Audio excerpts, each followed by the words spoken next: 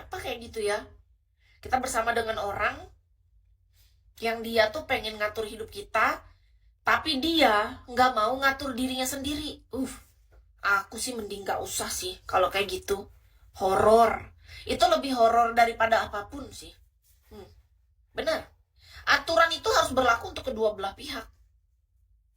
Seketat itu aku dengan aturan. Kalau orang mau ngatur aku, ya entah saling ngisi, entah, intinya paling penting adalah saling menghargai, saling punya rasa hormat, punya kesadaran. Kita melakukan itu atas dasar kita sadar peran kita apa dan tahu tanggung jawab kita apa. Udah sampai di sana. Hidup itu, tentang menyadari peran dan tanggung jawab.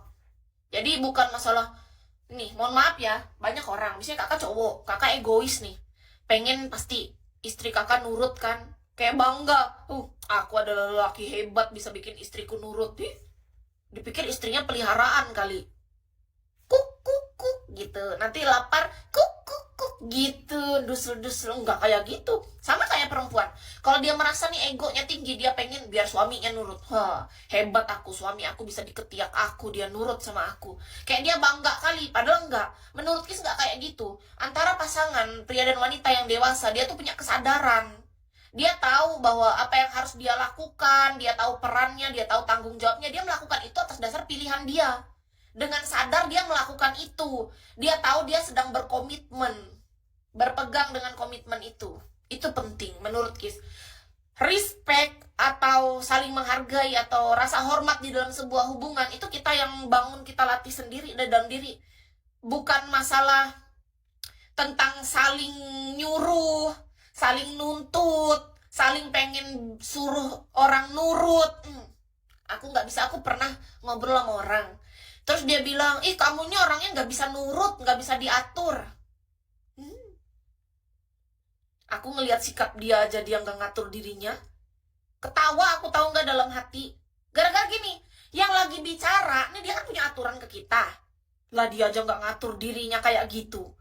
Manusia mana yang mau nurut dengan contohnya yang nggak ada? Coba.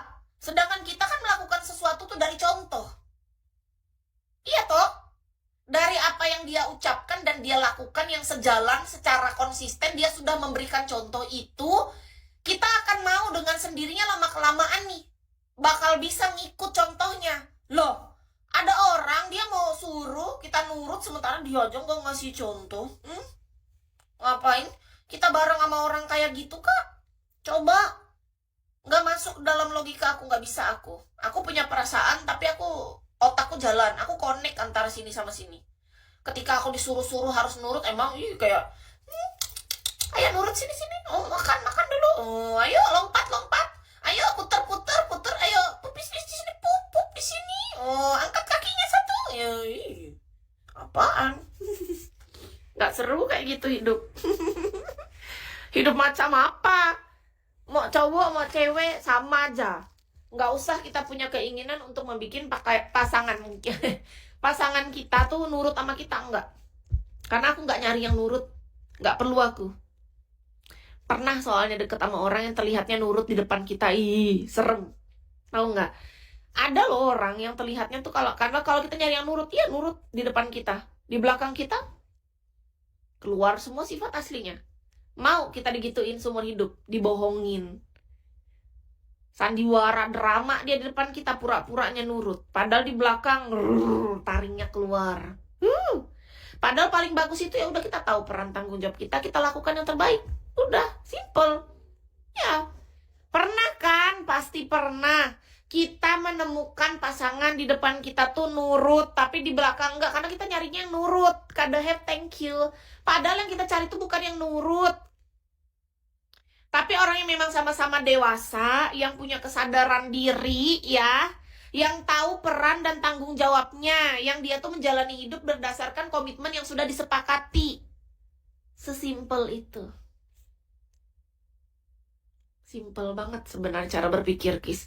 Cuman memang gak semua orang paham. Karena sudah manusia tuh punya standarisasi yang sudah dinormalisasi apa yang sudah turun-temurun dari zaman dulu gitu. Yang wanita berada di titik harus nurut misalnya. Padahal kenyataannya tahu gak di dunia nyata? Itu tuh cuma yang beredarnya perempuan nurut. Ternyata di dunia nyata banyak juga laki-laki dijajah.